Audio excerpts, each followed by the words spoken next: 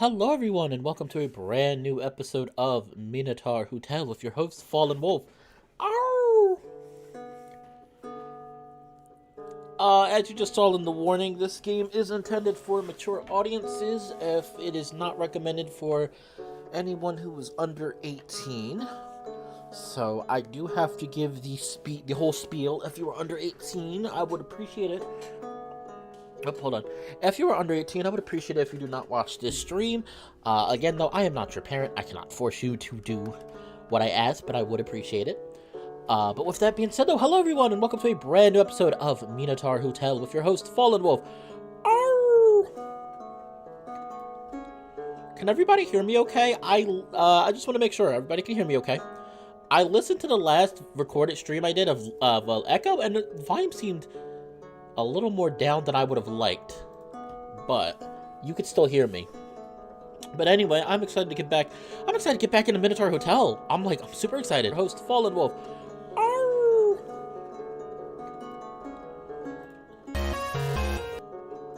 Okay, sorry. I'm listening to really listen to myself just to make sure everything sounds alright. Just making sure. It's intended for mature audiences. If it is not recommended for anyone who is under 18. Okay, my voice is good. Thank you. I love hearing that. I love hearing my voice is good. Makes me happy.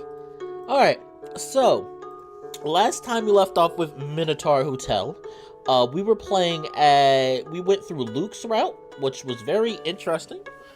A lot of people seem to enjoy Luke's route for reasons I wonder why. But with that being said, though, we're gonna get right back into the swing of things and continue on with Chapter 8. Chapter 8. So, before I get started, I always have to say, are we ready, everyone?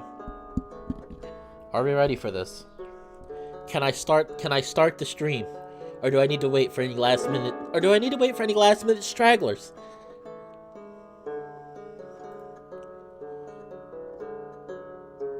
Also, I did want to apologize for such a late start. I had some stuff come up. Also, may have took a nap that I did not plan on taking that ended up making me a little late for things. But are we ready? Are we ready to begin the stream of Minotaur Hotel?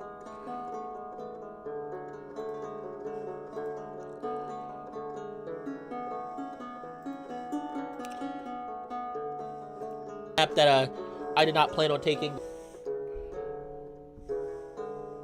That ended up making me. Alright, somebody said we are ready, so I'm gonna assume we are ready to go. Alright, let us get started. Alright, Minotaur Hotel, chapter 8. Last time I played this was the 30th of September, jeez. Alright. After Astrid served you breakfast, you decide to stay in your quarters for the morning. Things that were alien to you are beginning to... I'm gonna turn the volume down slightly. Just a little bit. Just a little bit. I do like the music though, so I don't want to turn it off down too low. Things that were alien to you are beginning to become familiar. The hotel that bends to your will, the Minotaur sworn to serve you, treacherous snake monsters, and the Japanese dragon that is now running a high-end restaurant under your roof. You are slowly getting used to both your new circumstances and this new routine. Waking up, having breakfast with Astrid, inspecting the rooms, seeing the small change in the hotel's condition and layout every day, having a drink and a talk at the end of the day. You once again look out the window in the master's quarters. Considering your phone is pretty much dead at this point and collecting your thoughts gets a little dull after a while, you find yourself doing this frequently when Astrid isn't in the room with you.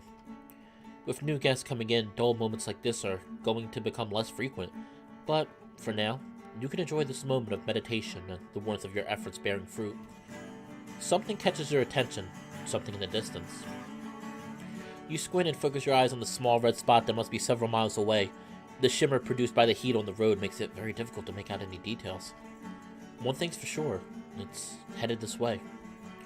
Maybe it's a guest. You haven't seen any activity on the road since you first came, other than Koda walking over here. At least this time it seems like the guy is driving a car. The car approaches the hotel. It swerves into the parking lot, making a loud screeching noise you can hear from your room. Whoever this guy is, he's either a terrible driver, a bad show-off, or driving under the influence. You see him step out and waltz into the main entrance. Whoever this guy is, he's piqued your curiosity. You rise to your feet, stretch your legs, and head out the door. As you walk out of the master's quarters, the lights blink and you hear the familiar sound of the walls of the hotel closing behind you to conceal your room. You're about to walk down to the lobby when you see something one floor below you. It's Coda. It seems like he just left his room and is about to head downstairs as well. However, his clothes are different from the yukata he was wearing yesterday.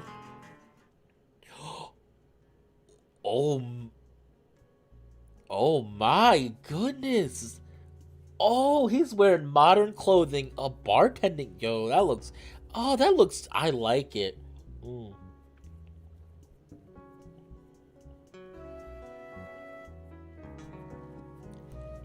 Alright. Who likes this outfit for Coda? Because I like this outfit for Coda. I'm liking the outfit. Oh, he's wearing modern clothing, a bartending. Yo, that looks... Oh, that looks... I like it. Okay, that looks... I think that looks great. Today, Koda's wearing a formal but definitely more Western outfit.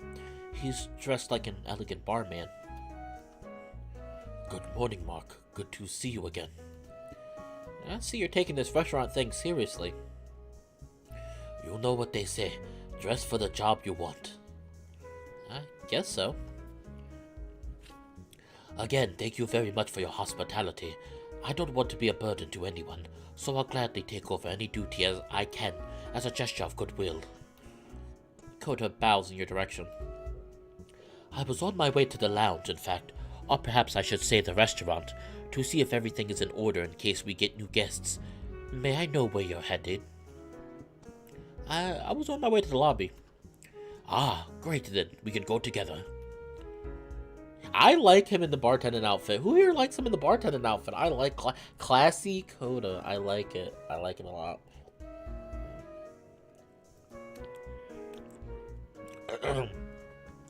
You and Coda both walk down the stairs, headed in the same direction.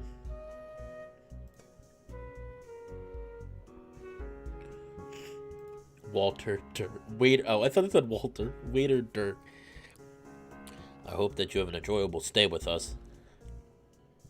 Aw, crap, I forgot Luke's voice. I know it was Southern. You and Coda make it all the way to reception. Standing there are Astrid and what seems to be a bald eagle griffin dressed very informally.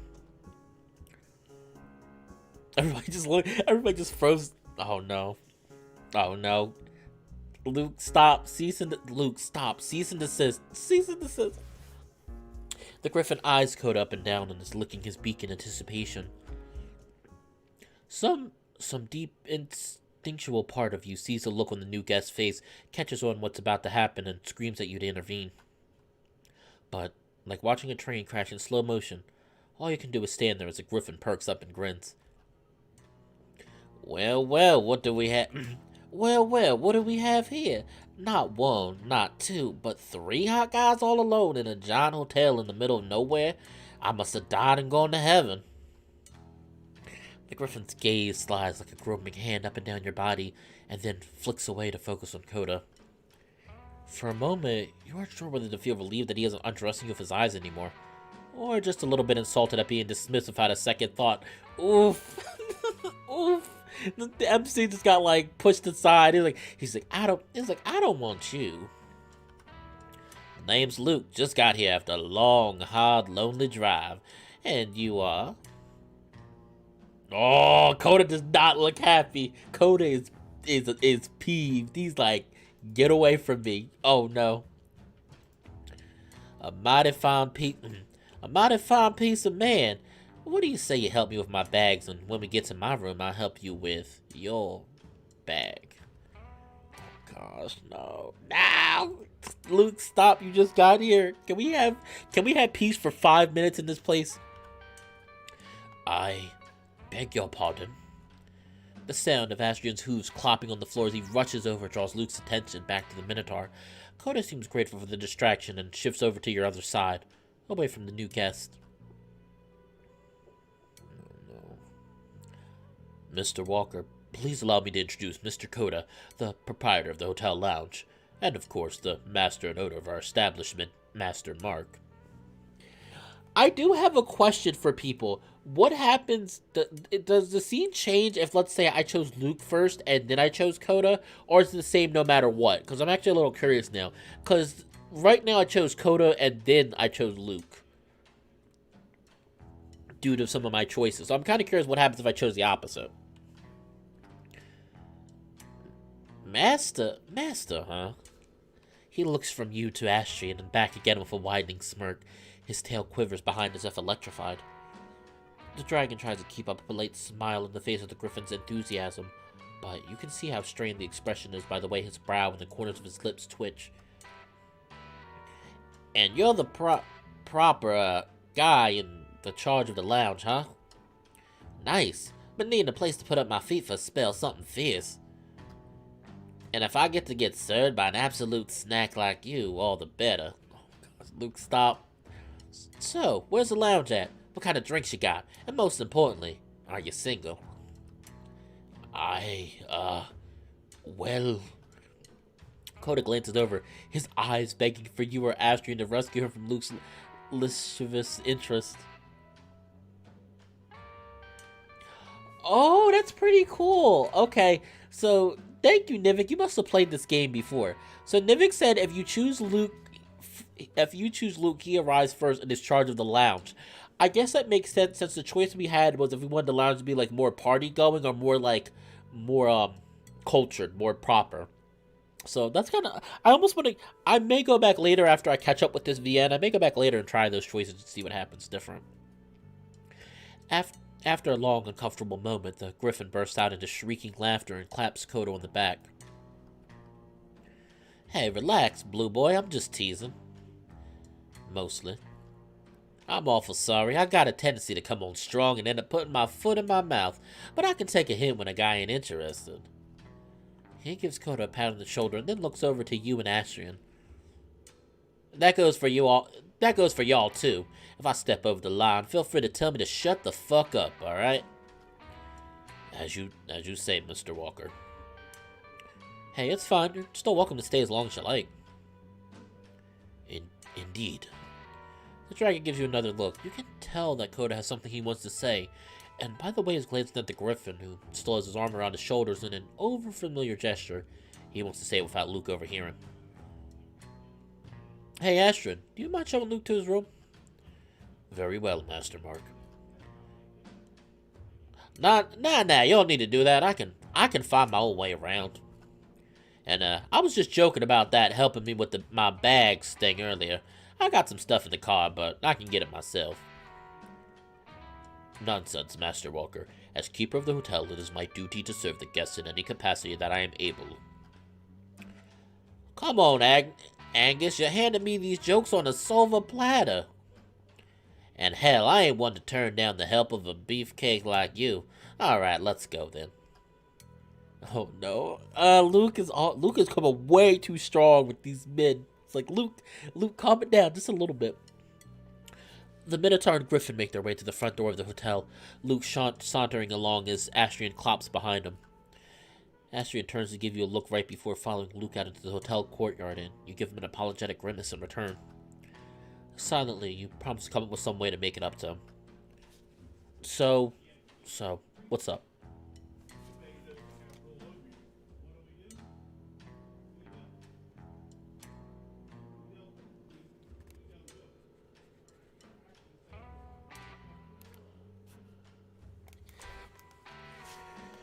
I've been following this game since the first build. No, thank you, Nivik. I appreciate that. Well, that's really good that you've been following this since the first build. I didn't follow this game until I had joined the Furry visual novel server, which I really liked. I did leave temporarily while I get some things together, but I really did enjoy the server, and that's how I found out about this and many other visual novels. Like I said, I was a novice at first. The only visual novels I knew about mostly was Neko beforehand. Like last year was like Neko Jissy and Lagoon Lounge. And Lagoon Lounge I only played a few months ago. Neko Jissy I played though. But yeah. Before then, I didn't before a year ago, I didn't really have much knowledge of furry visual novels and visual novels in general. I only found out about 2 years ago, but I'm glad I did. Really enjoyable, and they're great. I'm a reader and I write, and I'm trying to make my own visual novels. So I mean, these are fantastic. I love reading these. So what's up? As soon as the front door clicks shut behind the new guest and Astrid, the dragon's polite mask falls off to reveal a frown of contempt. He brushes at the places Luke touched him as though trying to keep something foul from staining his clothing, and then turns to you. If you will allow me to speak my mind, is that truly the kind of clientele you want to allow into the hotel? What do you mean? Coda gestures to the front doors as though the source of his ear should be obvious. That sort of rude, shameless, utterly disrespectful person. I shudder to think of him putting on that sort of display around any other guests that may come in. It would drive anyone with a sense of decency away. Oh, come on, he doesn't seem that bad. One of the dragon's brows arches up high, almost touching the edge of his pulled-back mane. Then Coda lets out a long, bone-deep sigh. I've dealt with more than my fair share of clients like that during my bartending days, and yes, Mark, they are that bad. All they do is poison the atmosphere and ruin the enjoyment of the other guests. Better to turn them away at the door than to allow them to make a scene. Or worse. I'm not saying this as an employee, but as a friend who wishes the best for you, Astrid, and the hotel. If you let a disgrace like that hang around, he's only going to cause trouble. Oh, Luke hurt. Oh, we're starting already. We only have 2 guests. We have 2 guests, and we're already starting with this. Well, gee, Blue Boy, tell us how you really feel. Oh, freak. We're about to get in a fight, aren't they? It seems that Astrid and Luke made their way back inside while you and Coda were talking, and by the scowl on the griffin's face, he overheard pretty much everything the dragon had just said. Luke stands there with his arms crossed, looking from Coda to you and back again as he taps a foot. The neutral mask slips back onto the dragon's face as he turns to give the new guest a low bow. Mr. Walker, I sincerely apologize if you overheard anything that... The abrupt change in the dragon's demeanor only seems to piss Luke off more. He storms over with a squawk of annoyance, cutting Coda off. No, don't you go back to that yes sir, Mr. Walker bullshit. Come on, if you got something to say, then say it to my face. You wanna talk about a disgrace? How about a guy that'll smile in your face and then go around talking shit behind your back? If you had any kind of respect, you wouldn't pussyfoot around. Respect? The dragon bursts into loud sneering laughter and then draws himself up to meet Luke's glare with one of his own. Very well, if you will allow me to speak my mind, I have absolutely nothing to say to someone like you. Someone like me, huh? Luke pushes in closer, his beak snapping in anger as he glowers at the dragon. You're a real fucking asshole, you know that? And you, Mr. Walker, are a crude, disgraceful leech. Oh, alright, I'm gonna let people vote. Should I intervene or should I stay out of it? I know what my choice is, but I like to let my audience vote. Should I intervene or should I stay out of it? Boy. I would give like 1 minute. I'm not gonna take it that long. We'll give a minute of what I should do. Graceful leech.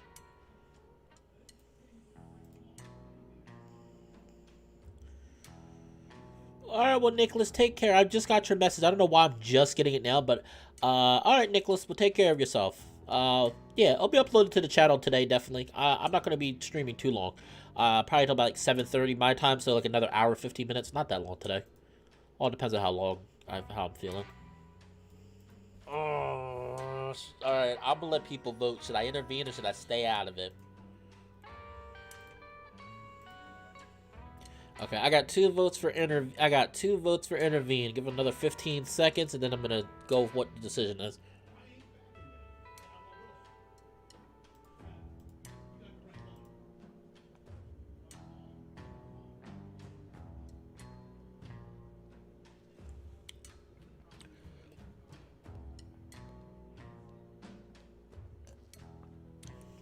Excuse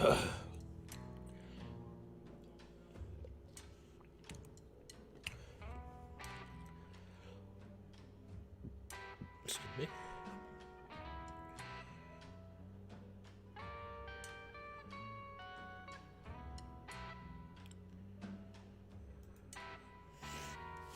Alright, we are going to go with intervene. As Coda pushes Luke away, the Griffin's clawed hand balls into fists at his sides, but before Luke can do something he'll regret, you push yourself in between the two of them. That's enough out of both of you. Coda, we can handle this. Go and start getting the restaurant ready for any other guests that might come today. And Mr. Walker, Luke, you need to calm down. I sincerely apologize that this is the first impression you get out of our hotel. You're still welcome to stay. Our mission is to give anyone who needs it a place to stay for a while, and we don't turn anyone away. If you drop the attitude and the Casanova act, Astrid and I would be happy to make all this up to you. Not like that. Luke, what the hell is with Luke? Like, I saw that little smirk come on his face. Like, not like that.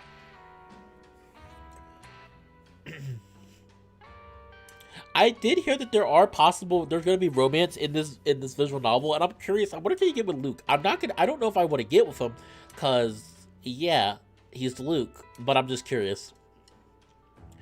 Fine. I'm sorry to you and Angus for causing trouble. He casts a petulant glare in Coda's direction.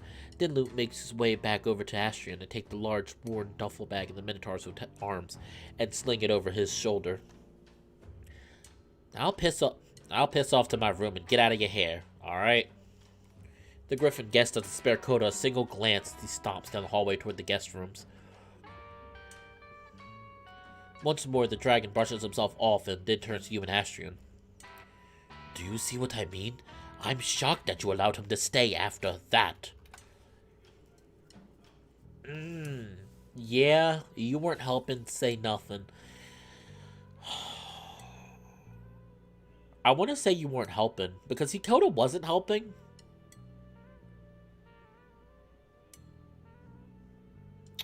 The sad truth with any kind of customer service position is that you were going to have to deal with a lot of horrible people, and a lot of people that are going to really push your buttons.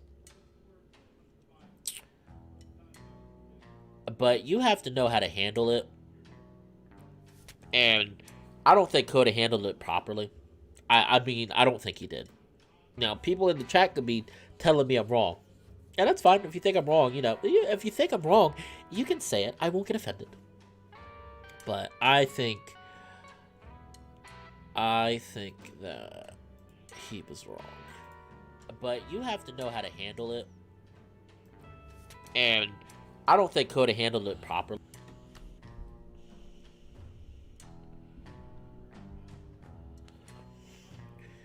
You weren't helping. Okay, somebody said you weren't helping too. Okay, I'm glad that we came to that conclusion. You weren't helping. Astrid and I were handling it just fine until you talked about kicking him out. That didn't help, Coda. Look, I get your concern, and I want you to tell me if you think something's going to be a problem. If anything's going to be a problem. But neither Astrid nor I are going to just kick someone out because you got offended by something they said. And I don't want you getting into fights with guests over things like this. Alright? We'll talk about it some more later. For now, go cool your head. The dragon lets out a huff of annoyance, then gives you and Astrid a shallow bow. I apologize for speaking out of turn. If you will excuse me, I will go to the restaurant to prepare for any other guests we may receive. Though, to be frank, I don't want to see a single feather of that man's anywhere near there. Coda turns on his heel and stalks away toward the restaurant, still muttering under his breath.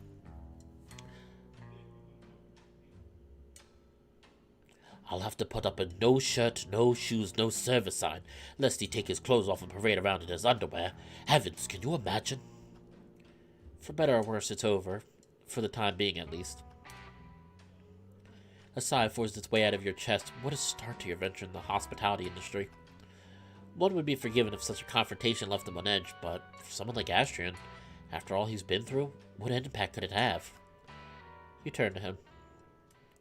Astrid, sorry. I wasn't expecting things to take such a turn for the worst. Are you okay? Oh, he just... No, Astrid! No! Oh, Astrid, no, please. Please don't be upset. We're sorry. We can help it. The Minotaur looks down to the floor. His eyes dart to and fro as 100 ideas skitter around his mind. Air hisses as he inhales through gritted teeth, and with each exhale, his nostrils flare and tremble. You get a brief glimpse in Astrid's eyes before they close. What memories, what emotions are going through his head at the moment? And then his lips tense, but not in the way you expected. At first you have to strain your hearing to catch it, and occasional teethering here and there, like a harp string sweetly plucked. All at once the strings snap, and in a burst, Astrid's laughter spreads down the hotel's hallways and all the way down to the valley. He jerks to cover his mouth with a hand, and in doing so he pushes pens and pencils off the desk. The gesture, however, only serves to highlight the corners of his mouth. Try as he might, they disobey him and raise themselves into a smile, and his single eye, not to be left behind, closes in joy. He rides out waves from a stealthy giggle to a back-bending, uproarious bellow. He hunches over the desk to catch his breath, and even between labored sobs, he keeps on smiling. He looks up at you through blurry eyes, streaked with shining tears. It takes him a dozen tries before he manages to spit out a coherent sentence. Me, I haven't felt this good in 100 years. This is good, my lord. This is what life was made of. I'm alive again. Oh, I was like, oh no, it's Astrid upset. Okay, oh, okay, he's happy. Behind you, the door lets out a click no louder than a squeak. You turn.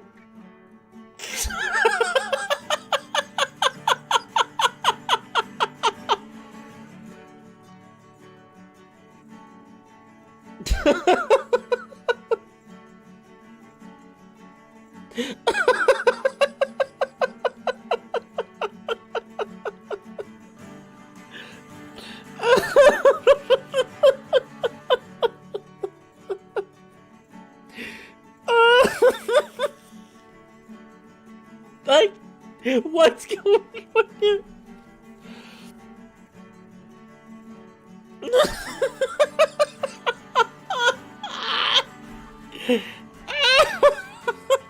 I'm sorry.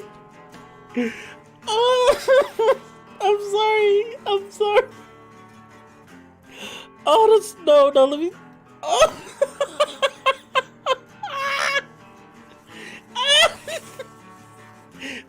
Alright, come on, I gotta play through this.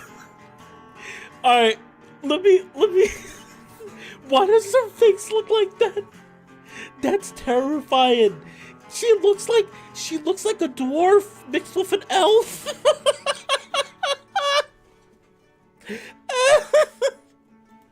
Oh, that's so mean. I'm sorry, but it's true. Alright, let me. Why does her face look like that? That's terrible. Oh, I'm sorry. Okay, I'm back. Alright, I'm sorry, but the guy looks fine. The guy beside her looks fine. I'm perfectly fine with the way he looks. But why does she look like that? It looks so weird.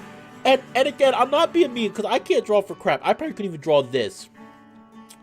The anthropomorphic characters look fine, but the humans look really weird. But no, the old guy we met at the beginning didn't look that bad. This is bad. Oof. I mean, I can tolerate the guy's face. I cannot tolerate her face. Also, why are there humans here? I thought humans couldn't come here. Or maybe that's my imagination. Oh, sorry everyone. You turn and find yourself facing a couple, just as they drop a pair of tall backpacks on the floor. The two stop dead in their tracks as they catch sight of the Minotaur behind the counter, heaving in an outburst of hysterical laughter. And in that earth-shattering moment, their minds run wild. A hotel in the middle of a lifeless desert, seemingly abandoned but housing nothing less than a Minotaur. A laughing bullman, in fact, whose boisterous bellow sounds too song-like to impose terror. Astrid catches sight of the couple from the corner of his eye, but it does nothing to stop him. And in fact, the presence of an audience only seems to amplify his mirth. It does not last more than a handful of seconds, even if it feels like an eternity, for laughter to overtake fear and apprehension, for it to bridge the gap between the mundane world outside and the haunting hotel. Oh, I'm sorry everyone for that. I laughed so hard just then I almost passed out. I felt my head doing that weightless thing, and I was like, let me stop before I pass out. Oh, I just was not expecting them to look like that. I am sorry. Like I said, I can tolerate the guy. I can't tolerate the woman. It's going to be hard for me not to laugh again. First, the lady approaches and then the man follows as the pair make their way up to the reception desk. They look at you, then at the Minotaur, then back to you. Excuse me, but what is this? Excuse me, but what is this place? It's a hotel? Her large, sharp eyes lock onto the incapacitated Minotaur as he finally regains a semblance of composure. Yes, but what's up with him? Astrid is supporting himself against the wall, breathing slow and deep to study himself as the aftershocks of laughter rock through him. It's a very special day for him. He hasn't had guests in quite a while, and right before you arrived, we had quite a commotion. No, I mean, what is he? Well, he's... Ooh. Another choice. I got the hotel's keeper, our fine host, or a man. I feel like a man is stupid to say because obviously they can tell he's not a human being. So do I want to say the hotel's keeper or a fine host? I feel like I knew it. It's not just me. It's not just me. She looks. It's not even just she looks bad. She looks like a caricature of a human being. It's so crazy. Human being. So do I want to say the hotel's with any kind of customer service? Oh, what should I choose? I snorted. I'm glad everybody had a good laugh. I'm gonna probably highlight that in the stream. Be like, if you want a good laugh, that made me laugh. I was like, why does she look like that? Like, and like I said, I'm not gonna hate on the art too much because I think we all know the art isn't perfect. The art could use a lot of work, but it's passable. It's passable for what it's trying to portray. And you can tell with this visual novel, the art's not the thing that's supposed to catch your eye. It's supposed to be, no pun intended. But you can tell with this kind of visual novel, it's the world and the lore and the writing that's supposed to catch your attention more so than the actual art. Which, I mean, I don't mind. I'm invested in the world, I'm invested in the stuff. The art to me is just passable enough for me to not look too seriously into it. The art's just passable enough for me to get into the world, but man, she took me completely out of it. I was like, did I just enter like Looney? No, that's an insult. Looney Tunes, that's an insult to Looney Tunes. Because Looney Tunes had some amazing art, was amazing art and animation, at least before the mid-60s. In the mid-60s, the art kind of started getting really bad. Chuck Jones is still one of my favorite animators of all time. I love Chuck Jones' art style. I love him so much. I love his animation. Even though I didn't really like Chuck Jones doing Tom and Jerry. I don't really think his animation style really fit with Tom and Jerry. But I did like his animation. Oh, hello there, Lady Craft 1945. Hello there. Alright, only one person answered. This is the hotel's keeper. We'll do the hotel's keeper. Wait, I should probably save. I probably should save, just in case. Hotel's keeper. Small is the gap that keeps mankind away from all sorts of earth-shattering truths. All humans, when given the opportunity to glimpse a secret, can choose to turn back and return whence they came. Forget what was behind that silver no wider than a door's breadth. But laughter, that essentially human song, beckons. This is Master Mark, and my name is Astrid. Here's your room key. Dinner will be served at 7 p.m. It's a pleasure to have you with us, and I hope you enjoy your stay. Oh, okay, Chapter 9, Dinner at the Lounge. Ooh. Oh, they actually added Astrid in there. Okay, I liked it. 9. Oh, shoot. 9 guests have settled in by the end of the day. Oh, the hotel's starting to get... Okay. Ooh, things are starting to get exciting. Things are starting to get exciting. Oh, wow. 9 guests have settled in by the end of the day. The hitchhiking couple, they had been backpacking through Eastern Europe before being pulled into the hotel, who will stay a day or two before proceeding with their journey. A duo of blue-collar workers from South America who seem to have stumbled on a roadblock on their work trip and are now waiting a few days for supplies to arrive. Excuse me. A gang of 4 college-age students from the Middle East whose car broke down in the middle of nowhere, being pulled into the hotel spared them from a night shivering in the cold.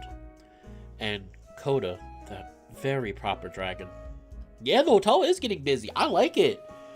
I like the theme for this hotel though. This hotel, like you said, it's a place for like abandoned and travel weary people to find, and it seems, and you're noticing now it has some magical properties. Like all those stories we just heard of, like they just somehow ended up being here.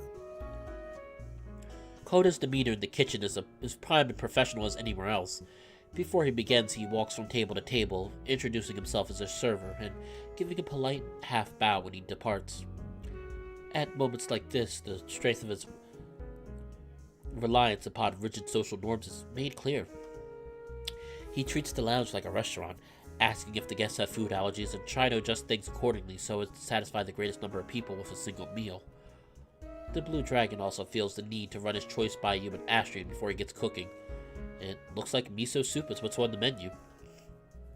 With the grace of a mountain stream, Coda gathers his ingredients and sets to work, focused and precise. He starts on the stock first, placing a few different items in the pot and letting their flavor leach into the water. You can make out seaweed of some sort going in first as the water heats up above a medium flame, but it is strained out just before the liquid comes to a boil. Once the broth starts roiling, he adds some kind of flaky material whose nature is harder to discern. But when the scent of fish begins to perfume the air, you feel you've got a good idea what it was. Reducing the heat and removing what remains of the fish flakes, he throws in a couple of key additions: a finely chopped green onion, shredded carrot, and small cubes of tofu. You know, I have never had miso soup. Is miso soup good? You guys, everyone right now in the chat can feel free to talk amongst themselves about it. I've never had miso soup. I've always wanted to try miso soup, though. Is it good? I've also never had tofu. I've always wanted to try tofu. Because I hear some people say if tofu is prepared properly, it's actually very good. To finish, Coda squeezes a glob of off-white paste into the ladle and mixes it until it's dissolved. The whole process takes about 20 minutes, but the dragon pulls it off with flying colors, quickly summoning a set of liqueur bowls and chopsticks with which to serve the soup. You watch them from a table a few meters away from the bar. Tonight's meal is simple. For such a large hotel it would be deemed underwhelming, but with everyone huddled together, it's like being in a polite family dinner where no relative makes a fool out of himself. See, now I'm very, very, very... I'm going to save this, by the way. I like this. Now I'm very, very curious what happens if it has the party atmosphere. I'm going to have to go back and play this myself and see what it's like with the party atmosphere. Even once the soup is done and everyone has been served, Coda doesn't seem to be content to relax. No sooner does the last guest take their liqueur bowl than the dragon heads back to the kitchen to make more. When you press him for details, he mentions that miso soup is often considered a side dish rather than a standalone meal in Japanese cuisine, and it's usually served with at least 3 other foods and a bowl of rice. However, most of the other dishes are simple to make and soon join the soup on the table: brown rice, cucumber salad, grilled mackerel, and fried chicken. Likewise, the rice is the only thing left plain. The salad is garnished with sesame seeds and homemade soy sauce vinaigrette. The mackerel is accompanied by shredded daikon radish, and even the chicken has freshly made tartar sauce drizzled on. Alright, I'm getting hungry. That sounds good. This sounds good, and I'm very hungry right now. Oh, thank you, Asumi. Thank you for sending the good energy. It's been a while since I've seen you. I hope you're doing okay. Coda appears to have made a veritable feast, though as he asserts with a humble bow that this is all he could do with an hour's prep time. You tell him that it's more than enough. Lollycat. Hello, Lollycat. How are we doing today?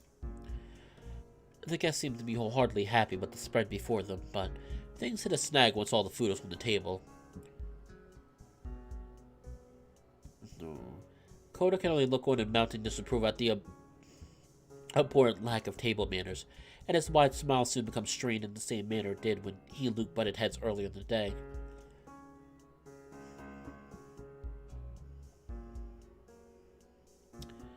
More than a few guests struggle with the use of chopsticks, and the dragon is more than happy to give his wayward charges a helping hand, though he does not stop his lessons in the proper etiquette even once they've all grasped the basics. Even Astrid frustrates Koda in this manner, however innocently. The dragon lets out a sigh upon seeing that the Minotaur's hands lack the dexterity to use chopsticks, and continues buzzing about the dining room to lecture the less hopeless cases undeterred. You missed the hilarious comedy part, but it's okay. Like I said, when this goes back, you can rewatch it. A few minutes ago, about like 5 to 10 minutes ago, like 6-7 minutes ago, you missed the hilarious part. I burst out laughing. You might see her again, and you'll see what I'm talking about. I was telling people that, like, I know the art in this the end isn't perfect, which is fine. Yeah, I can tell. Koda seems to have a very proper etiquette. He seems to be very heavy on proper etiquette, but it seems to be to a determined almost. Like he's too worried about proper etiquette. When it comes to Greta's, okay, that's her name. When it comes to Greta's table, Ishmael catches the worst of it for teaching the others wrong. His attempts to imitate Japanese culture are all based on anime that he's seen, and as a result, it backfires spectacularly when faced with the dragon's scrutiny.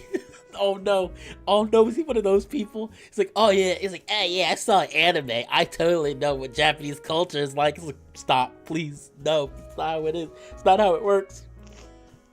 Oh, sir, please do not bring the rice so close to your face. The bowl is to be held in front of your chest, to catch rice which falls from your mouth. To do otherwise would be most unbecoming. No, not like that. 4 fingers support the underside of the bowl while the thumb rests on the side. Your other hand is for the chopsticks. It is acceptable to slurp your soup, but please do not belch in the other diners' faces. Oh no. When the Frenchman reaches for the soy sauce and brings it to his right... Oh no. When the Frenchman reaches for the soy sauce and brings it to his rice, Koda can only point an accusatory hand at him and whisper, "Don't you dare," before he departs and begins to collect dishes from the speedier eaters. Yeah. Oh no, this is not going well. Despite the horrible, I mean, I kind of figured this would happen as you got more and more in depth in the end. It would start to become, Sorry, I'm gonna change. I'm gonna adjust it just very slightly so you can see. Okay. I figured as things started happening, it was gonna become more and more serious. Oh, jeez. Despite the formal atmosphere conveyed by Koda's meticulous decoration, the guests speak with hushed excitement. They move the restaurant tables and chairs around to accommodate for larger groups if necessary, and sitting beside whoever they mesh with the best. Laughter skitters around, whispers and chit-chat hum and drone out the kitchen's noise. They exchange stories of their travels and how they found themselves here in the first place, but every few minutes you hear whispers about the Minotaur, the dragon, and the griffin. Some guests were more apprehensive than others when they arrived. Seeing a Minotaur as a receptionist was a shock, but Astrid revealed a charisma and levity that captivated their curiosity. At a glance, he knew how to best address each guest. Some required reassurance, others did not think twice before stepping in and asking for a room. At times he even joked around about his own bullish appearance to break the ice. In turn, the guest's indiscreet glances and hushed whispers didn't even make Astrid flinch. It was as if he did not notice them at all. But now, over dinner, guests talk amongst themselves. It does not cross their mind how peculiar it is that they all speak the same language in this hotel in the middle of nowhere. Though a number of them approach to offer you a word of thanks, the guests' high spirit are compliment enough, a testament to your hard work in refurbishing the hotel with Astrid. And yet, from just out of sight, you hear the clanking of washing dishes. So far, the Minotaur has spent the entire dinner hidden away in the kitchen. You still remember his laughter from this morning. Astrid hadn't been this lively before. Meeting the guests was a more joyful occasion than leaving the cold room by far. You can't abide him hiding away in the back room while everyone's having fun. And so, you make your way into the kitchen. Since Astrid has been cooking your meals for the last few days, you had no reason to return to the kitchen since you first arrived at the hotel. Tonight, you find it looks like nothing when you first encountered. The silence, horrible stench, strawn utensils, stains of food that had decomposed decades ago, and of course, the revolver sitting on the counter have all been replaced. Now clean stainless steel equipment, the sounds of Koda's washing dishes, and the scent of the delicious food he had cooked filled the room. Must be the hearth's handiwork, you think to yourself, but would the hearth alone have brought all these people together? You rejoice in a small moment of pride, seeing and smelling what you've achieved. The Minotaur and the manager are chatting while cleaning the dishes. They don't hear your approaching footsteps. Koda veers on a short rant about what happened earlier in the morning, but Astrid changes the subject before picking up a pile of clean dishes. Go to jugular while still moving.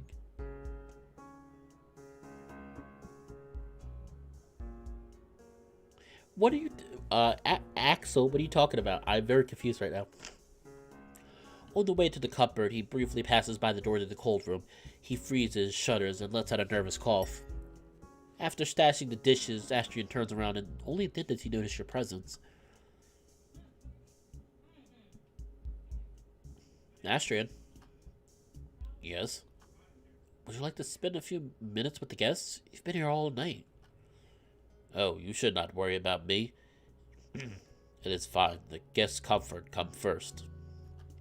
This is my duty, after all. But everyone's had their meal already. They're just chatting now. You can sit back and enjoy the company for a while.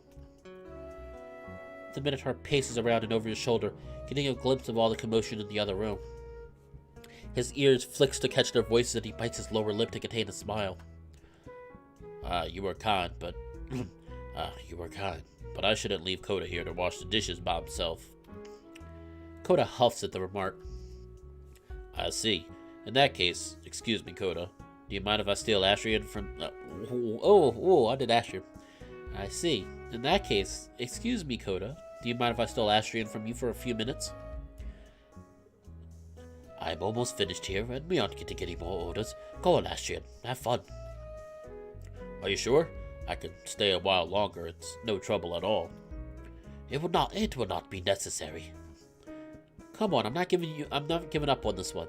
We both know you want to go out and meet them. Don't make me order you around. Very well, if Master insists then. Regretfully, I must obey. But would you allow me a few minutes to have dinner first? You both walk away from Koda and leave him to his task. You haven't eaten? That's alright, of course you can have dinner. But you can bring your food to the table and eat with the others.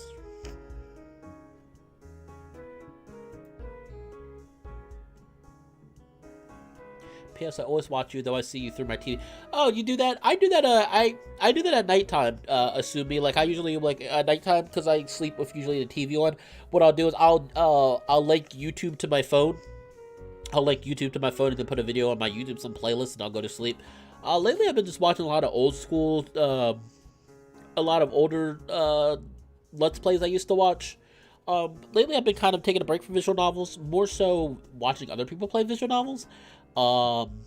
Just because I've been wanting to do my own thing. I've been kind of pushing away and doing my own little thing, which I like doing a lot more than watching other people. I did want to say I probably won't do it today, but I do like to share my Twitch. Just to let people know I do stream on Twitch. I probably won't do it tonight since it's so late, but if anybody ever would be interested. Oh man, I'm trying to think. Nope, go away. But if anybody would like to watch my Twitch, my Twitch is where I play my more normal game stuff, quote unquote normal. So if you ever would like to check out my Twitch and see me play, stream some stuff, feel free to look it up. Yeah, I love Minotaur Hotel too. I really do enjoy it so far. I really do like this visual novel. I would like to talk to the creator though, because I want to get some feedback on some stuff, because they actually seem very intelligent at writing. It's up to you. I know you prefer eating alone, but if you take too long, the guests might return to their rooms. My humor is a bit too dark to mature audiences. I always watch you through my TV. Oh, thank you. Hey, look, I'm perfectly fine. If you want to watch me through your TV, that's perfectly fine. Wherever you watch me at is makes me happy enough knowing that you watch what I post. Oh, also, I passed the 500 mark a little while ago. I am trying to get to 1,000 because once I hit 1,000, then the good times happen. So we're like more than halfway there. Now that is quite the conundrum, Master Mark. How improper of me would it be to eat alongside others? However, it would be more uncouth to hide away. Very well, you've persuaded me. Excellent, dinner it is. Now, what do you say we take it one step further and have a drink? It's a special night. The hotel's reopening. Let's not mince words. Wouldn't you say the occasion calls for some wine? He takes a pair of glasses from the cupboard before you finish speaking. You will never find me rejecting a drink. However, I will say, tonight you are revealing quite the honeyed tongue. It is not often I let myself be persuaded to such daunting tasks. What can I say? I am supposed to put you to work, right? I'm only fulfilling my duty. Astrid takes his plate and a bottle of wine. What a pious lord. The gods would be hard-pressed to find another master as loyal as you. With food and drink in hand, the two of you return to the lounge. Heads turn in your direction, and chatter dies down, and Astrid's presence makes the guests lose their train of thought. The two of you take your seats at the end of the table, close enough to be inviting to the hitchhiking couple, but not so close as to force them to talk. The Minotaur wastes no time in pouring a bountiful glass of wine, first for you and then for himself. Cheers to the hotel, to our most magnanimous lord, to our hard-working, unrelenting keeper, to Emperor Mark. May his reign be everlasting. Now you are just having fun. I might. Is that something Master disapproves of? I wouldn't be going along with it if I did. Astrid downs his wine. His Adam's apple bobs with each of his gulps until his glass only has a transparent film of purple. He takes a good look at it and swishes the final drop of wine around before refilling it. Am I not overstepping boundaries? Today has been such a lovely day, but I admit I've been forgetting my place. You don't have to be so formal, it's fine. What's wrong with cracking a joke? Perhaps there's nothing harmful, but some would say breaking hierarchy is always reprehensible. It is not often I have allowed myself to speak in such a manner with a master. The Lord and I did not have to interact so much. Really? With you and I sharing the same living space, I'd expect it to be quite a close relationship. Would Master allow me to speak my mind? You don't have to ask. Very well. Let us not talk about masters of old. We have a joyful night ahead of us, and I hope for many more to come. I have no disappointment that we will have a lot of fun. I don't know. I see with Astrid, I don't know how I feel. I don't know if I feel okay with doing that with Astrid, just because I feel so weird doing it because of his predicament. Now, like, I don't know. It just feels weird. It'll feel weird to do it with Astrid.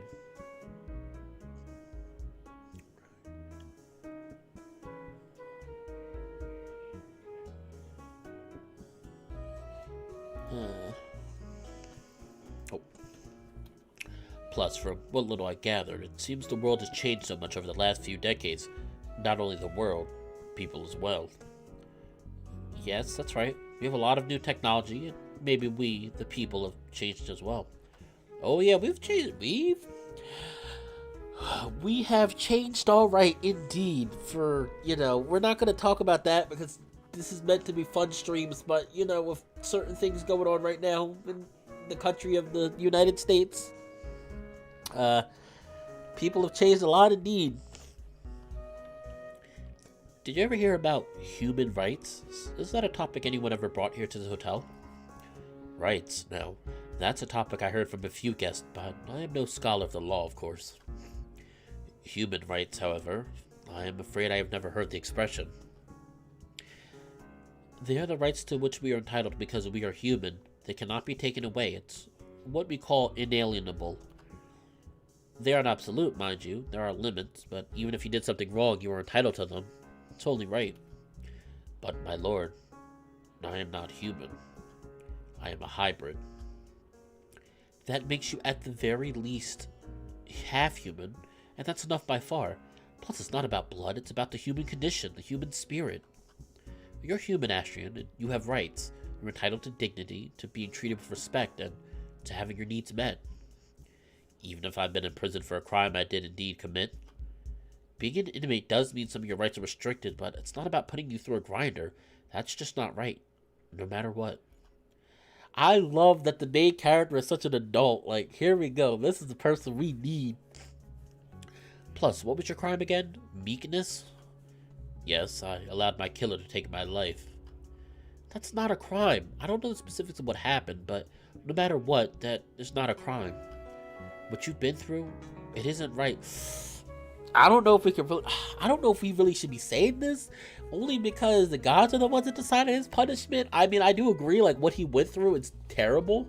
I mean, for eternity, it's not even like it's like, oh yeah, just a few hundred years. Like, oh no, you would go this for eternity. How long has this hotel been around? A few thousand years, or only 1,000, or a few hundred?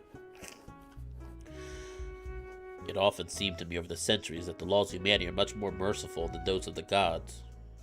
I don't know what to say. Do you believe I am human? Yes, of course. Why wouldn't you be? You're half bull, but humanity goes deeper than what you look like. It's about who you are deep down. There's no doubt in me that you are human, perhaps more than most. You have very bold ideas, Master Mark, the kind which makes one's heart skip a beat. He takes a sip from his wine. What a honey tongue you have. Don't take this as a joke.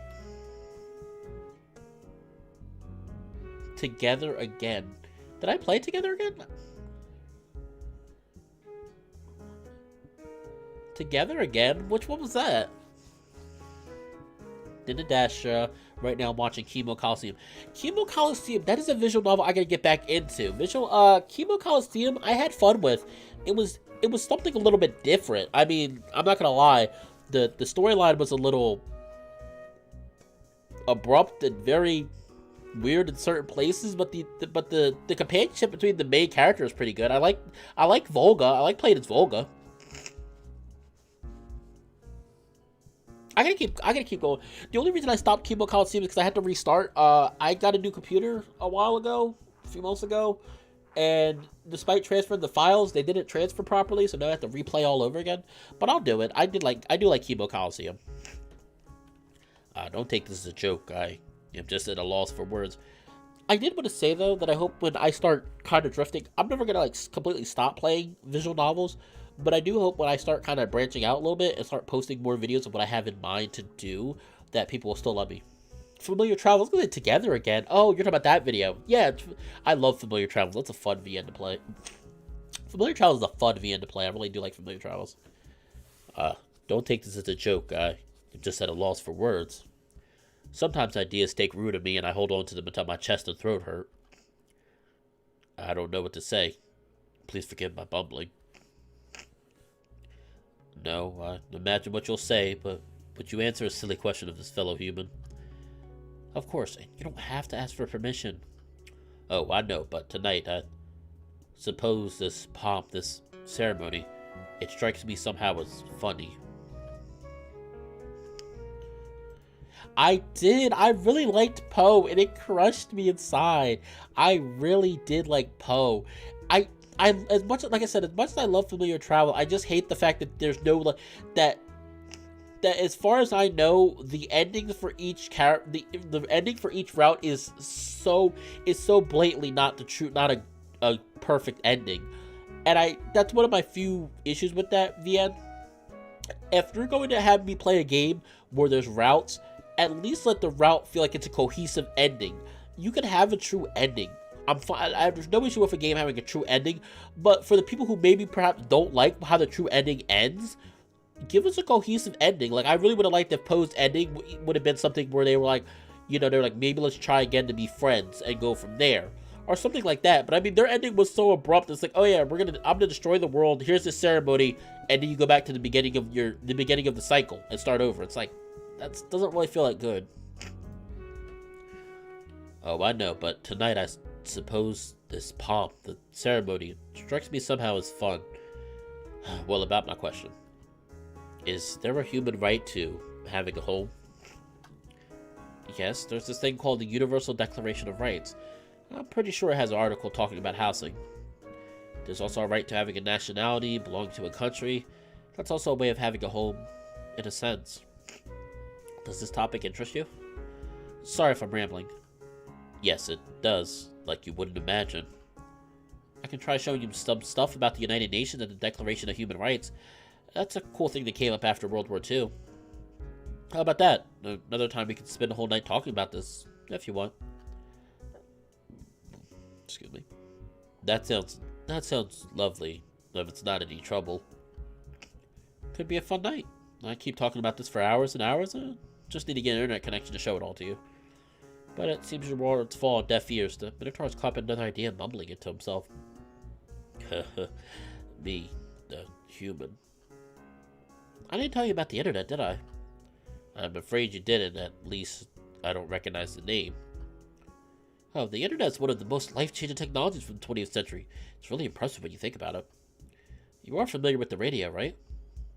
Yes, getting it to work here was a challenge, but it was worth it. All the songs.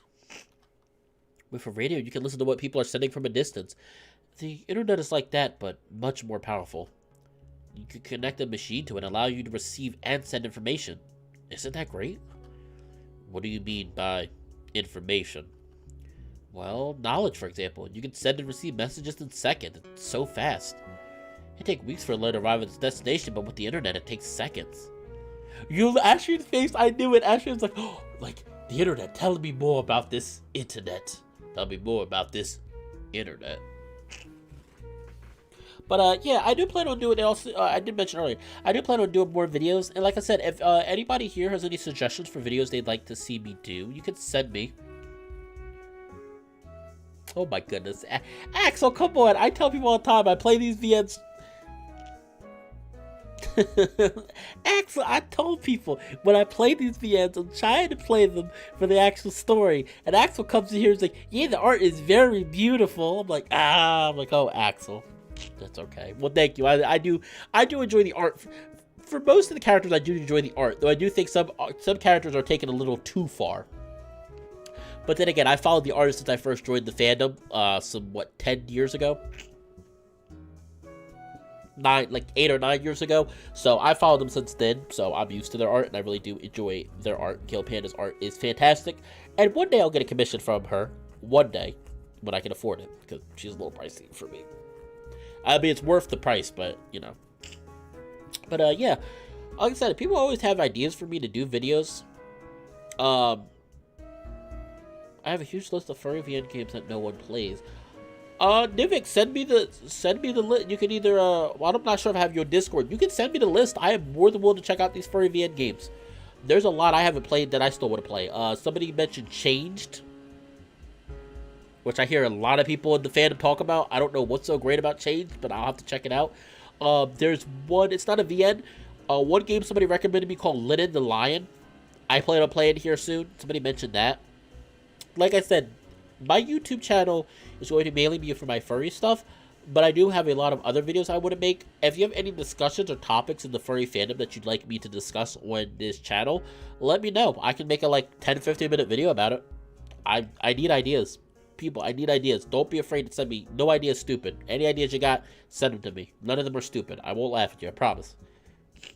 Just make sure that they can be PG-13 though. I can't, I don't want to post anything that's more than PG-13, only because I actually do want to eventually in the future get monetization for this channel. But I could do so much else. You could get books, see images, listen to songs, even watch movies in seconds. You had to wait for books to arrive at the hotel, right? With the internet, you could just pick the one you want and start reading it on your machine in seconds. If you pay for it, unless you get the ones that are part of the Congressional Library. And unlike the radio, you can make your own stuff and send it to the web for other people to enjoy as well, which I do, everyone. Gonna say it again. If you would really like to read my stories and give me positive, oof. If you'd like to read my stories and give me honest feedback, I do have a FA that I post my stuff on. Feel free to check it out. Oh, I did want to announce, as of today, I am officially open for writing commissions. They're only for right now it's 6,000 or less words. For $25. You don't have to. I know, right? Astrid's mind. You don't have to pay up front, but I do ask for a holding fee of $10, and then the rest you can pay me when it's finished. But I won't give you the story until it's finished, and then I'll give you the file. And unlike the radio, you can make your own stuff and send to the web for other people to enjoy as well. Nowadays, we even have what we call 3D printers. You can, let's say, find the information for a bracelet and print it out with the machine. When we have the internet working, I can show you all about human rights. It might be a bit of a nerdy subject, but I hope you'll enjoy it. Yes, I would appreciate it. It would seem humanity was very busy during the last few decades. The internet does sound exciting, my lord, but how do we bring it here? How does it work? Good question. You mentioned the hotel used to get radio signals, right? How was that accomplished back then? If you get a radio signal here, then surely we can find a way to connect to the internet. Oh, that. It was a challenging, although straightforward, affair. We repurposed an old piece of equipment. It's an old thing dating back to when the realm was created. The masters used it to communicate with the outside world. Before radio, it was used to send and receive letters, and before that as a dock of sorts. We have repurposed it for a number of tasks over the centuries. Oh, that's interesting. What is this machinery like? How does it work? It's not a machine, it's more of a thing the gods left behind, perhaps not realizing how extensively it could be repurposed. If this internet is anything like the radio, then I am hopeful it can be done. Just a few feet from you, the Middle Eastern lads burst out in laughter. One of them shrinks back ashamed. It would seem as though there is some sort of in-joke among them. Coda makes an appearance, and his large body flows around the table as he refills glasses and gathers the empty plates with a servile bow and smile. Conversation dies where the dragon goes, and then resumes in hushed, excited murmuring, at least until his hand slips and a glass falls to the floor. The horrified expression of his fleshing face cuts the tension like a knife, and the guests laugh and smile and wave away the dragon's embarrassed apologies with open, easy warmth.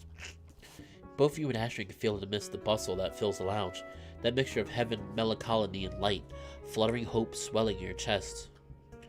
Only now do you realize how silent the hotel had been so far. No footsteps breaking the holy monotone. No voices to bring new thoughts skittering to one's mind. The hotel's stagnant air made the both of you lethargic. And tonight, after 80 years of silence, the beast is vanquished. That beast is vanquished. You look to Astrid, your newfound partner in crime, and his eyes brim with the very same emotion. The voices, the raucous laughter and broken glass, the occasional look cast over at the Minotaur and at you. It is like a liberation. You slouch in your seat, drifting down this current of self-satisfaction while Astrid drowns another glass of wine. Perhaps your smile makes you approachable. Over the next 10 minutes, two guests make their way over to ask a few questions and thank you for the hospitality. The same cannot be said for Astrid. As joyful as he may be, no one spares him a word, although you do catch a number of sideways glances aimed in this general direction. You try to integrate the Minotaur into the conversation, but you're met with the same walls time and time again. First, Astrid no longer displays the elegance from earlier, and second, the guests cannot contain their stuttering around him. You scoot closer to the Minotaur when attention turns away from the both of you. Sorry, is this too much for you? If you don't want to stay, it's fine. Oh no, I am enjoying it here, I really am. Everyone's so lively. I miss this. It is just that so many voices at once. It is a tad confusing. It's easy when I'm talking only with you, but it's been a long while since I've been around so many people. I'm sorry. Don't be sorry, none of this is your fault. Do you want to leave? The Minotaur swirls the wine in his cup, more as a distraction than in any attempt to draw out its aroma. He downs it, leans back in his chair, and enjoys the spreading warmth from chest to extremities. No, I just need a while to get used to it. Astrid gazes at its wine glass that's tinted purple from the last remaining drops. The Minotaur lets out a cough, clearing his throat from the burning sensation. When he looks back, he needs a second to focus on you. He moves with a languid deliberation, delighting in how tipsy he's getting. The Minotaur's relaxation, however, raises a tense silence. His eyes, drowsy as they may be, betray an intense purpose. What is Astrid thinking? The two of you remain in silence, alone in your thoughts, but not lonely. His ears flicker once, twice. They strain to drown out everything else. The laughter and chatter, dragging chairs and clinking of cutlery, and focus on you. On your breathing and whatever words you might say next. He appraises your every feature, but latches onto your eyes. Your eyes, for a moment, it's as if he's trying to gaze at your soul. But a smile breaks his own focus. He giggles and looks away. Is something the matter? The silliest thought overtook me. Have you ever looked at someone, person you know, and quite by surprise found yourself seeing them for the first time? What a precious thing. For a moment there, it felt as if I had only just met you, and yet you were so familiar, Mark. Maybe you're confusing me with a guest from a long time ago? No, that's not it. I'm sure of it. I can't place my finger. Perhaps not a guest. No, surely not a master. Oh, this old mind of mine. Where's this coming from? I was trying to point it out. What is it about you that's making... I thought it could be your eyes, but... No, it isn't the way you look, but now I just... Have you ever felt as if you had hummingbirds tickling at the back of your skull? That's what I was feeling. But now I'm just looking back, thinking of a friend here and there. Isn't it sweet to taste old memories? I'm sorry, I don't know where I'm going with this. But, remembering all my old friends, it feels as if they are all here again. Oh no. Oh no. No, please don't show up. Go away. Go away. Alright, so Axel, if you're still here, this is what made me laugh earlier. It's just you and me, but I feel... Maybe I should be thankful for... Oh no. Oh no. Go away. I can't. Go away. Go away, please. Please, lady. Please, kind lady. Please go away. Alright, so this is what made me laugh earlier when I saw her. The conversation around you winds and dies down. That is, until you put on the shark sound. I'm serious. The conversation around you wanes and dies down. That is until you both notice a chair being dragged close to Astrid and you. Oh, hello. Sorry if I'm interrupting anything. My name is Greta. I'm from Germany, and I'm very... Don't even ask me to do a German accent. I can't do German for crap. And I am very curious. What is this music? What is this music? Wait. What? Hold on. What is this music? I sound like I'm about to get in a boss fight. But like, I sound like I'm about to get in a boss fight like Persona 5 or something. I know, just slowly creeps into frames. Like, go away. I'm grateful for this. Everything, really. My boyfriend and I haven't had a shower in a few days, let alone a good meal. Smell was becoming an issue. But you see, in a single day I've learned that there's such a thing as a Minotaur and also a talking dragon in a desert. We were in Eastern Europe and now in a desert. That's a lot to take in, and let me say I've always been a very curious girl. So if you don't mind me asking, how does this whole thing work? Non-human beings, I mean. Well, we exist, beings which aren't quite human. Here and there they pop up, but they keep themselves hidden. Not the case here, where their charms don't work. Their true shape is revealed. There? You talk as if you are different from them. In a way, yes. The Minotaur looks down to his empty glass and turns his gaze towards you. Would you like some more wine? No, I'm fine. This is a good one. I'm enjoying every sip. Oh, gosh. But I was like, what is this music? It was like, this out of nowhere got some freaking... Oh. Greta fidgets as Astrid pours himself a tall glass of wine. What is your story then? Are you different from the others? Astrid keeps his gaze on the glass, but responds without missing a beat and with a peculiar cold intonation. I was born here in this hotel. I chose to stay behind to care for it. But as you can see, things were not going well. Astrid gives you a quick glance as if asking for your permission to proceed. You remain quiet and he takes it as his cue. I was recovering from a few grave injuries and, meanwhile, the hotel fell into disrepair because the previous owner neglected it. But things have changed for the better ever since ownership passed the master mark. Greta looks you up and down with a gaze so sharp it almost seems threatening. Why do you call him master? Why do you call him master? What's up with that? Astrid doesn't hesitate this time. That is how my family has always called the owner of the establishment. Our lineage has served them for a number of generations. That's why I chose to be here. This is my calling. I am eager to see the hotel once more bustling with life, like it used to be. So, you were like a butler? Astrid nods, not bothering to look up from his wine. Have you ever thought about finding a job elsewhere? Astrid sways his head from side to side. Oh my gosh, Greta, shut up! Greta, shut up! Shut the hell up! And having kids, do you plan on meeting a lady Minotaur and having babies? I mean, that's how it works for you, I presume? A man and a lady Minotaur, you aren't the son of a cow and human, are you?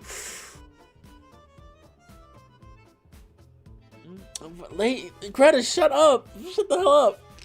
My parents were Minotaurs. Oh, that's good to hear. How squeaky would the alternative be, yes? Now, about my other question, what about having kids yourself? Little baby boos must be so cute. Astrid doesn't bother responding. He only looks at her in between his sips. Greta bites her lip and fidgets on her seat. I'm sorry if I'm being invasive. This is all just very new to me. To us, I suppose. Do these questions bother you? It's only now that Astrid looks at you. His gaze holds on you for a second too long. His smile, you see, has a tinge of fakeness. I'm used to them. Is there anything else you would like to know? About your eye. Do you need medical help? My boyfriend is a doctor. We were talking earlier this afternoon about it. Look, we know there's more going on around here than it looks. Magic or whatever you call it. But, is there anything a medic could do to help? You are very kind, but I'm afraid a doctor won't be able to do much for me. I am not exactly... Things function differently for me. But you don't have to worry. I'm well. It won't be long before I'm healed again. Oh, so you can grow your eye back. That's incredible. You know, it'd be great to study how you do that. Surely modern medicine would stand to gain from...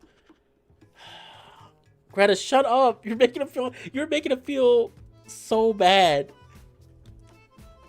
I'm sorry, I guess that was too far. Pardon the curiosity, but where are you from? I'm from East Berlin. I grew up not too far from where the wall stood, but I was born a few years after it fell. My boyfriend is from Dijon, France, from the place where all the colorful mustards come from. I see. And what is East Berlin like? It's pretty good nowadays. Of course, there is still a bit of a gap. It will take a while before East and West are truly equal. But it's charming, in a way. Everywhere you'll see the little Soviet stick figures on the traffic sign. It's so cute. And the nightlife is, of course, fantastic. It's Berlin, after all. At the mention of East Berlin and Soviets, Astrid's eye flicks over to you for a fraction of a second. Then it jumps over to the other people around the table as he realizes they're growing silent and directing their attention towards him. But we won't stay in Berlin for too long. My boyfriend and I have wanted to live in England for years now, and we're trying to make that work. And we always wanted to backpack across Europe, so we figured now was a good moment. My twin sisters all did it, and I've been hearing for years now how fun it was. So, here we are. Now that Greta has broken the ice, people are looking, and Astrid grows stiff at the realization. You should visit us when we settle down, or just in Berlin too. That'd be great. Imagine showing everyone a real-life Minotaur.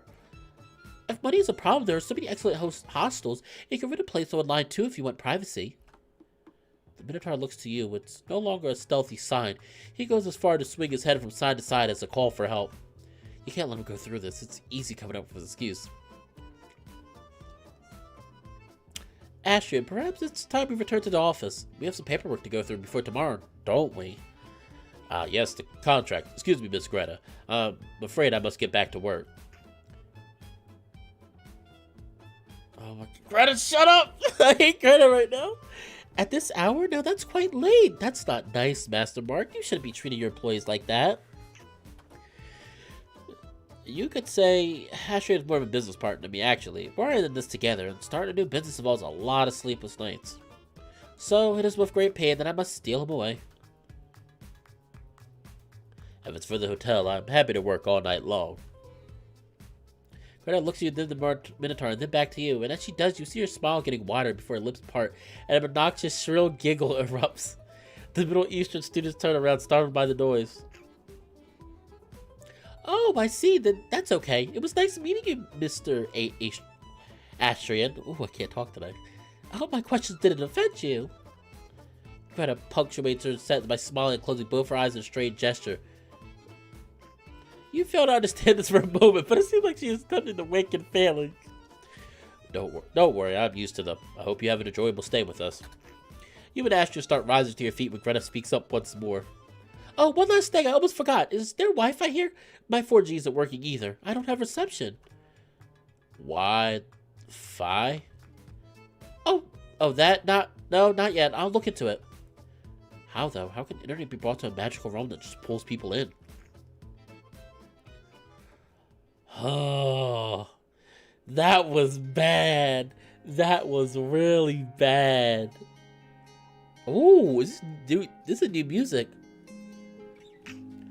Okay, so Soviets for starters. The Allies won World War II, but near the very end of the war, America unveiled a new type of bomb, one that was more powerful than any ever before. After the war, Russia managed to make one of their own. The catch here is that America was capitalist, and the Soviet Union were communists. They started the Cold War, which wasn't a war in the strictest sense of the word. They were vying for influence among other countries while threatening each other with the bombs. They both had so many that they could destroy each other at the same time. It's what people call mutually assured destruction. And this relates to Berlin because after World War II, the Soviets and Americans divided in two, with a wall between East and West. It divided families and communities for years, but it fell in the 90s along with the Soviet Union. That was a big moment for world history. That all sounds so overwhelming. And these bombs, were they the kind that were thrown off airplanes? At first, yes, but later they were put into missiles. That's how I can put it, a kind of unmanned plane that will explode when it hits its target. It was a very tense time for everyone, but we left it behind, for the most part. Yes. The voice from the lounge subsided as the two of you. I like this music. It's so peaceful. This would sound like some music you would listen to while on the beach or something. Oh, you know what? This would be great music for if you're like cycling.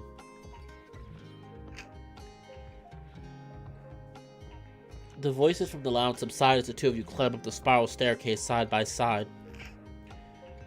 The air here is chilly now. A breeze from the valley passes through that narrow, rocky exit far below to flow upward. It snakes through the gap in the middle of the stairs until it graces your skin and Astrid's fur. It is not unpleasant, however. The shiver that sends up your spine makes you aware of your whole body, aware of each swaying, drunken step. Astrid swayed with a similarly inebriated gait, left and right with each hoof step echoing all the way down to the valley. Without noticing it, Astrid starts humming, and your footsteps align with its rhythm. At times, you even feel his tail grazing your leg. They actually used the humming sound effect. I give them props. What an odd pair the two of you make. Thousands of times have the masters and their servant walked up and down these stairs, but never did they do so side by side while swaying to the same song. Generation after generation, the Minotaur has done its best to stick to the shadows. The less he was noticed, the smaller the chance the Lord's ear would turn against him. But looking from afar, when one can't quite identify the features and clothing, what distinguishes a lord from his subject? Perhaps only a pair of horns and hooves, although humanity is quite palatable, is it not? How hard is it to overlook another's differences? Humans are familiar with change, quite different indeed from the gods who were said to have created them. And this servant, this prisoner, tonight a smidgen of humanity fidgets within him. Disquiet and want sizzle just underneath the surface. When Astrid speaks, his voice carries a new gravity to it. Master, did you mean it when you said I was a business partner to you? In your drunkenness, you answer without a second thought. Yep, you and I are in this together. Was it just my impression, or did the idea please you? Oh, you have quite the honeyed tongue. That is all. How could I not smile at your words? Still, you have the silliest ideas, my lord. It is not possible that I could ever be your equal. Even if the hotel won't allow it, I will treat you as such. That's what matters. Ah, the thought suffices, my lord. It is enough for me to know that you care. It's just the right thing. I'm not trying to be heroic here. I'm just treating you with the respect a human deserves. And about that, I'm sorry for putting you in a tight spot tonight. I love this scene. I don't know why. Like, I'm getting all giddy. I like the interact. Okay, this is how you do proper interactions. Like, this feels like a genuine human. This feels like a genuine real life interaction between two people. I'm sorry for putting you in a tight spot tonight. I should have known it couldn't become uncomfortable. But I wanted it. Miss Greta was a handful, but I enjoyed spending the night with others, my lord. Eating at the table with company, though that's something I missed.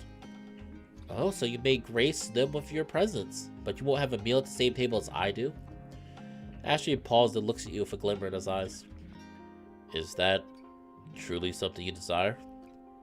You have asked it of me a few times.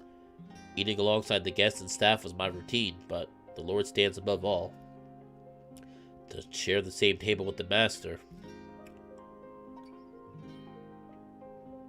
Yeah, I can tell. I can tell that the MC is very good. The MC is very, let's say this then, instead of a honey tongue, the MC has a very political tongue.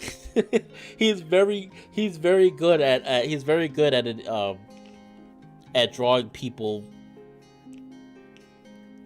in, I guess you'll say. That is most unorthodox. If it's something I truly want, would you do it? I shall obey all your orders, my lord. Not as a command, I mean. Would you, by your own will, choose to share your meals with me at the same table? How can I put it? I'd be ashamed of it, shy. It may sound like such a small thing to you, but to me, it's quite ingrained. Would you laugh at me if I somehow act silly? Well, I will try not to. No guarantees, though. What I can promise is that if I do laugh, it'll be with you and not at you. Astrid stifles a burst of laughter and attempts to feign a measure of indignation. Still, his ears and tail flick playfully. You scoundrel. Astrid laughs and continues climbing the stairs. Very well, I will share a meal with you if the invitation is extended. Breakfast? Yes, breakfast. The times really have changed, and humans along with them. Then it's fair that you change too. You're at least part human after all. To call your words honeyed is an understatement, you silver-tongued man.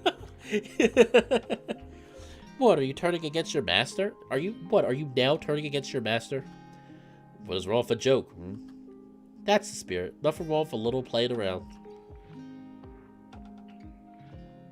Oh, I like that. Hades. We're gonna stop. Nope. Oh, should I stop or should I keep going?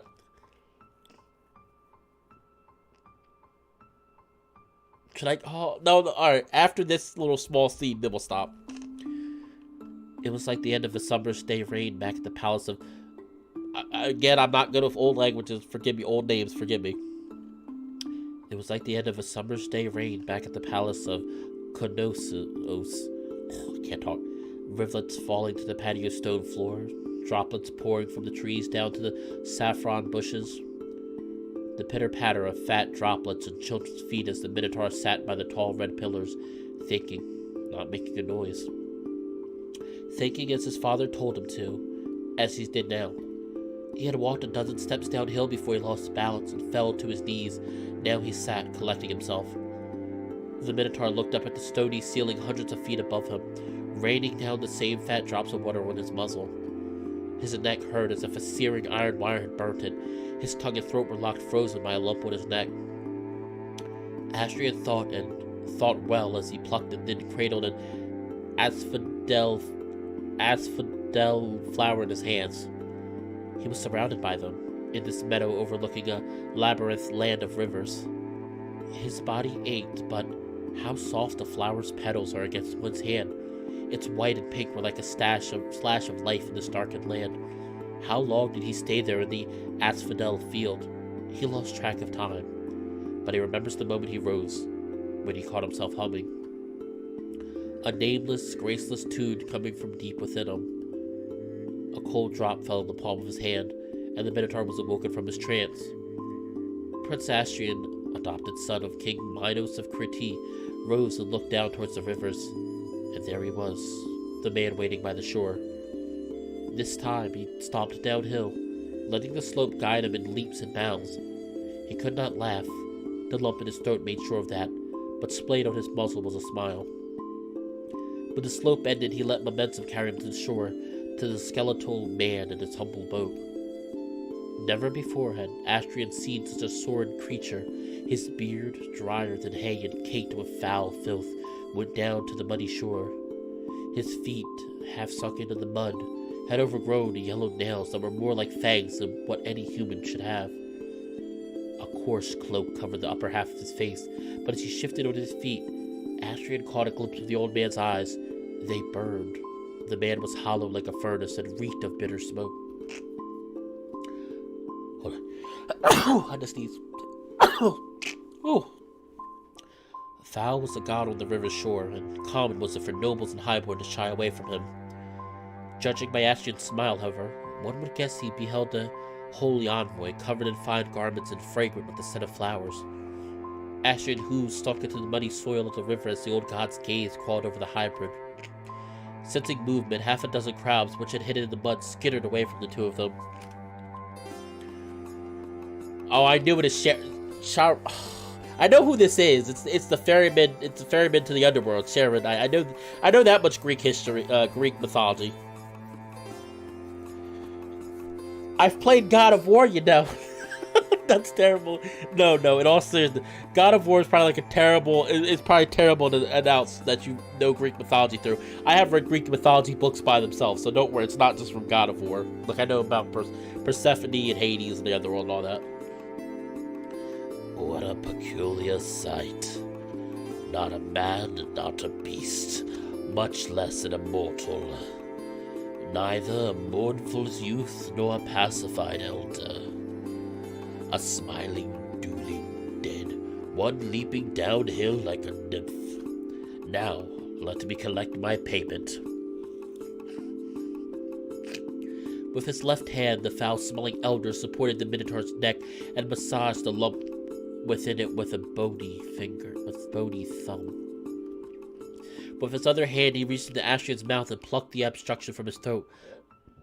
Excuse me, like a child would pluck a flower. It was a gold coin, so freshly minted it shone like an ember. You must have had a good friend, young hybrid. This will do well. Now tell me, what is your lineage, hybrid son? Words flowed from his lips like honey. The Minotaur's heart pranced like a newborn fowl, and his face regained some of its color. I am the son of earth and foamy sea, but my race is starry, heavenly. My name is Astrid. Lord Charon, may I cross the river to my place of rest?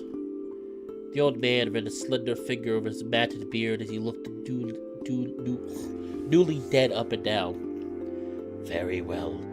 Come, we shall cross the rivers. It shall be a scenic ride for you for such a bountiful payment. Ah, what a day! A newly dead beaming with life, heavenly blood in the corpse of a beast, a cursed being with gold to spare. Tell me, boy, why the joy? Is it fair that the bud, plucked before spring, cursed the hand which left it to wither? Yet I see no vinegar, only honey and wine. Astrid sat on the boat, his back to the man. He looked ahead to the distant shore. The fire in his chest kept him warm. He did not bother responding to the old god's question. Chapter 10, The Bedrock. There we go. I like the dream sequences and the memories. Oh, I like this music. Nope. We're gonna stop here. Chapter 10. Okay. Now things are getting interesting. Okay, the hotel is starting to get guests. Astrid is starting to become a little more, it's starting to become a little less strict. We are starting to allow him to speak his mind more. This is good. I'm liking this. I'm liking where things are going. Well, everyone, it's that sad time of the day where I have to go. Once again, I'd like to thank everyone who stopped by the stream and even the people who are watching this video somewhere far into the future. But again, if you liked what you saw, feel free to like, comment, or subscribe. Don't be afraid to share this channel with people if you think they might be interested in it. And with that being said, this has been Fallenwolf. Oh, and I will see everyone next time. Take care of yourselves and have a beautiful day. Mwah. So make sure to stay warm. It's a little chilly, but make sure to stay warm and most importantly, stay safe. I'll see you next time. Bye.